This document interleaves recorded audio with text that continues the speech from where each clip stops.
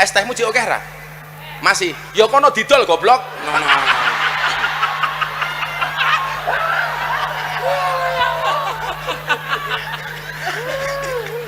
Dolen dhisik, engko lak rong payu wis takdir.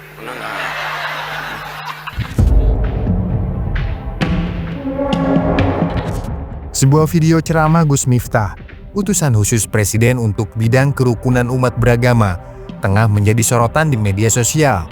Dalam video berdurasi pendek yang beredar, ia terlihat bercanda soal pedagang es teh, lengkap dengan ungkapan yang dianggap netizen merendahkan. Momen ini, meski dimaksudkan sebagai humor, memantik amarah publik. Bukan kali pertama, tokoh yang dikenal dengan gaya ceramah santainya ini terjebak dalam polemik. Gus Miftah, yang sebelumnya pernah viral karena perilaku kontroversi lainnya, kali ini dituduh mengolok-olok pedagang kecil di tengah ceramah.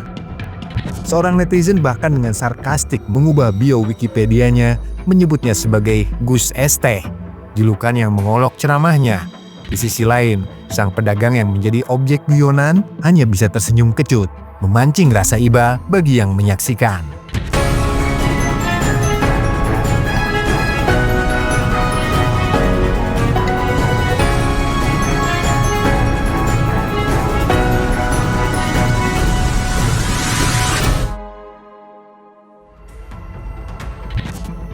Gus Miftah adalah sosok yang kompleks. Sebagai ulama dan pejabat, ia memikul dua beban, moral keagamaan dan tanggung jawab negara. Ceramah yang bercampur humor seringkali menjadi daya tariknya. Namun, ada garis halus antara guyon dan pelecehan. Dalam video tersebut, ia melontarkan lelucon soal takdir pedagang es teh yang tidak laku, sementara audiens tertawa riuh. Sayangnya, candaan itu menonjok rasa empati publik.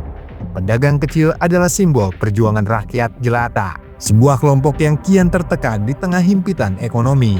Olok-olok semacam itu, meski tak disengaja, menjadi cerminan ketidaksensitifan terhadap realitas hidup mereka. Media sosial, seperti biasa, tidak memaafkan. Tagar Gus Es Teh mendominasi lini masa Twitter. Banyak yang mempertanyakan, bagaimana seorang pejabat negara bisa melontarkan candaan semacam itu? Apalagi, posisi Gus Miftah sebagai utusan presiden dianggap setara dengan pejabat menteri. Hal ini membuat publik semakin kecewa, mengingat gaji dan fasilitasnya bersumber dari pajak rakyat.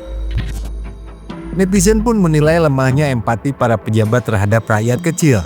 Dalam konteks ini, candaan Gus Miftah dianggap simbol dari kesenjangan yang dirasakan publik, bukan hanya soal materi, tapi juga kepekaan. Dalam sebuah verifikasi, Gus Miftah mencoba menunjukkan video memborong dagangan pedagang kecil, lalu mendatangi rumah bapak penjual es untuk minta maaf. Namun, netizen menilai langkah ini terasa seperti tambah sulam dan hanya pemadam kebakaran untuk menjaga citra, bukan refleksi mendalam atas sikap yang telah melukai. Bercanda memang bagian dari budaya ceramah di Indonesia. Tetapi pejabat publik, apalagi dengan latar keagamaan, perlu memahami batasannya. Humor yang memojokkan atau merendahkan, meski dalam konteks ringan, bisa berujung bencana. Kasus Gus Miftah ini adalah pengingat, terutama mereka yang duduk di kursi pejabat publik. Humor bisa memecah kebekuan, tetapi juga dapat membakar jembatan empati. Gus Miftah mungkin perlu belajar. Setiap kata dan tindakan seorang tokoh akan ditimbang, tak hanya dengan logika, tapi juga dengan rasa.